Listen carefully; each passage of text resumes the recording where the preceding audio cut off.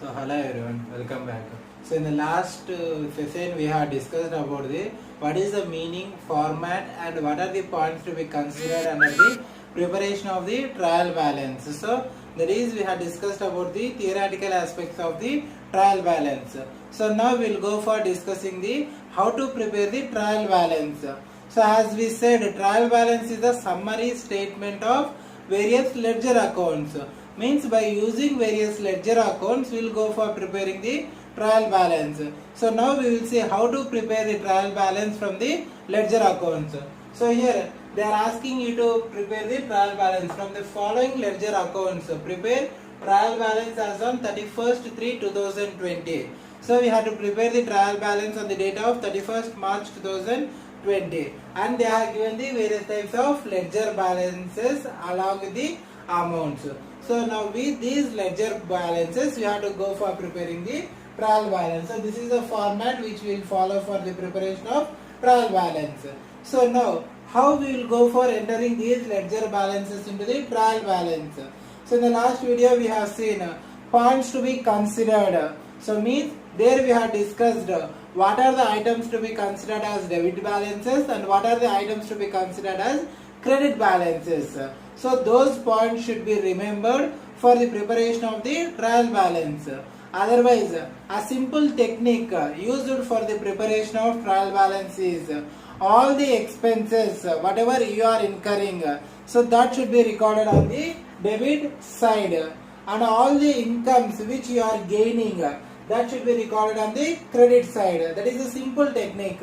Expenses, debit, incomes, credit. So in such way we can also go for preparing the trial balance. Means all the expenses or whatever the cost you are incurring for various types of assets to get or various expenses, record all those things under the debit side, and all those incomes you are getting from sales or any from any other sources, so record all those incomes on credit side. So in that way also we can go for preparing the trial balance. So first we are having the owner's equity. So owner's equity means the investment which is made by the owners of the business organization.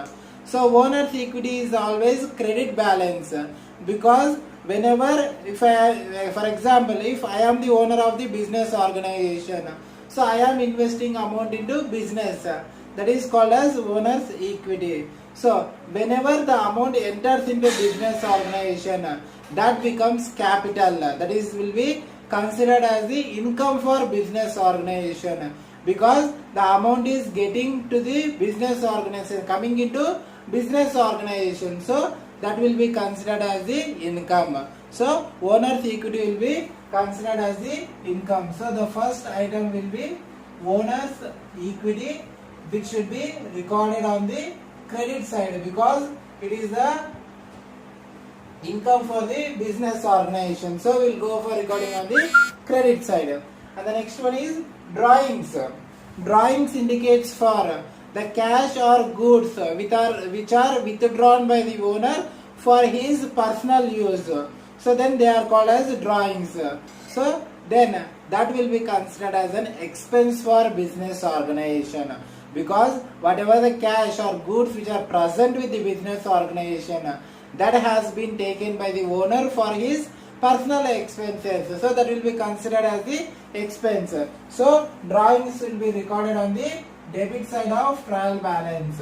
So the second item is drawings, which should be recorded on the debit side, that is 560 rupees. And the next one is equipments.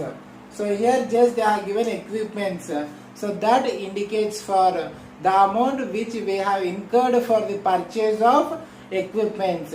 That means the equipment is coming into business organization and cash is going outside. So again it will be recorded on the debit side itself, because it is a expense. We are incurring amount for the purchase of the equipments, so that will come under the debit side. So equipment amount is 2,850.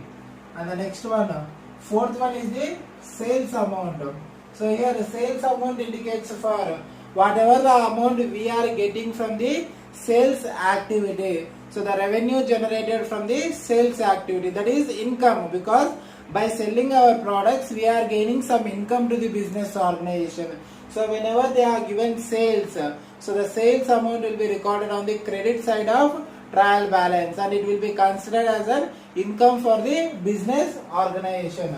So the sales amount is 2850, which is recorded on the credit side. And next, due from the customers. So it means, so whenever we have sold our products to customers and the amount is due, that is we call as the debtors.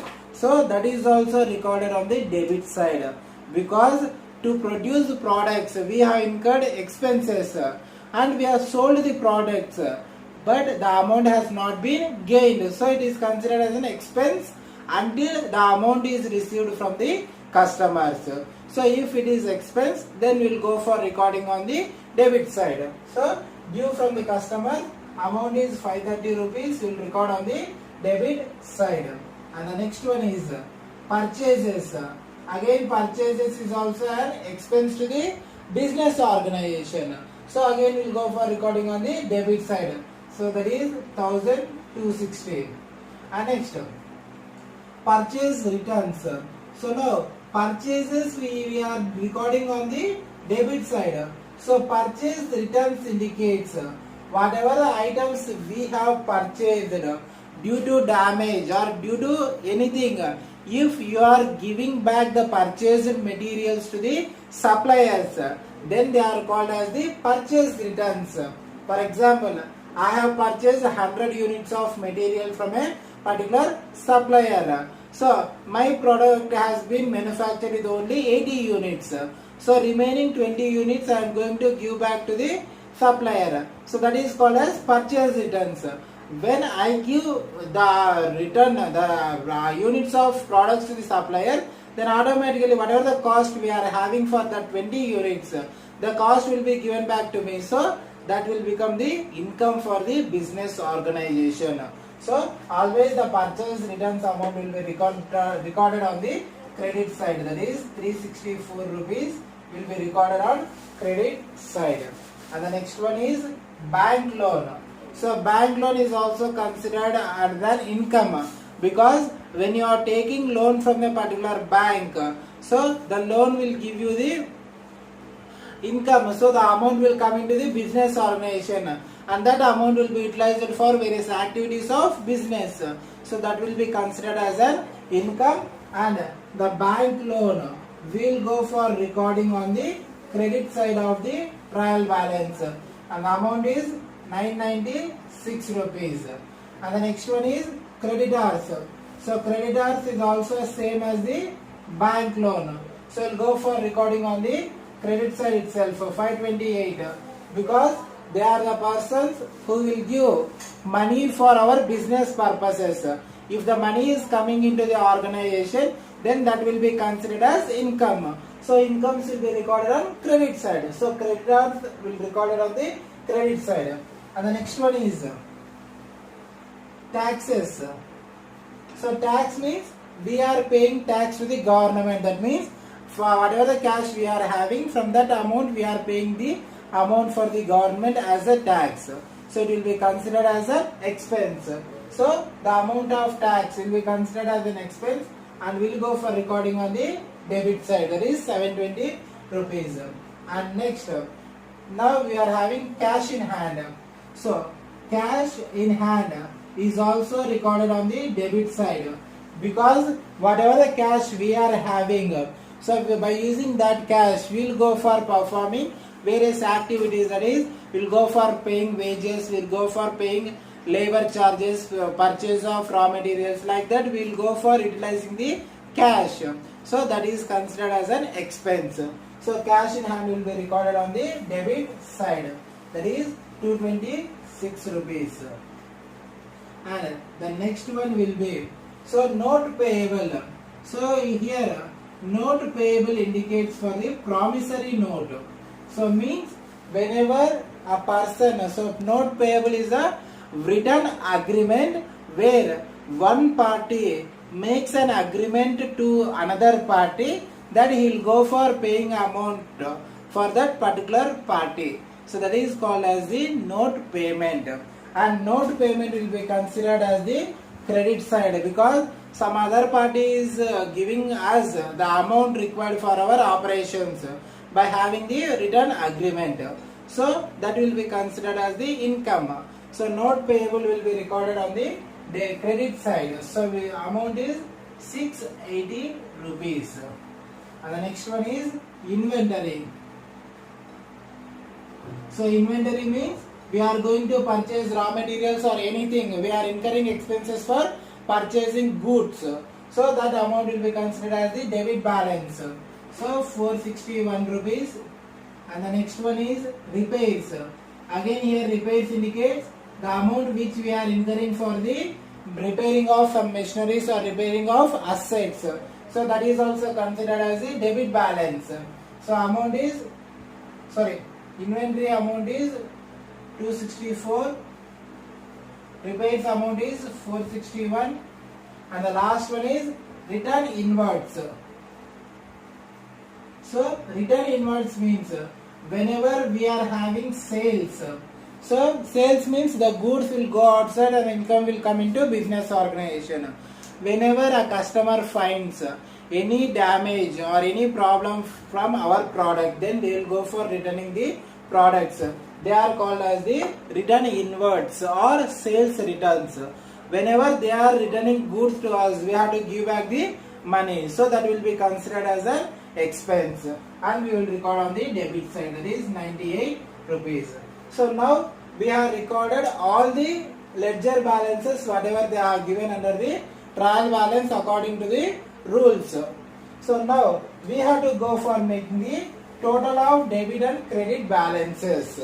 So if both the totals are equal, then we will say that the accuracy of statements is good. So let us see what is the total of all these items. So now we have to go for making the totals of both debit as well as the credit sides. So on debit side, 560 plus 2850 plus 530 plus 1260, 720, 226, 264, 461 and 98 rupees. So the addition of all these things will give you the value of 6,969. So now on credit side also 1,551, 2,850, 364, 996, 528 and 680. So the addition of all the credit balances will also go for giving 6,969. So both debit and credit balances are equal. So we can say that the accuracy of the statement is good. So this is how we'll go for preparing the trial balance with the given ledger balances. So that is how we'll go for preparing the trial balance.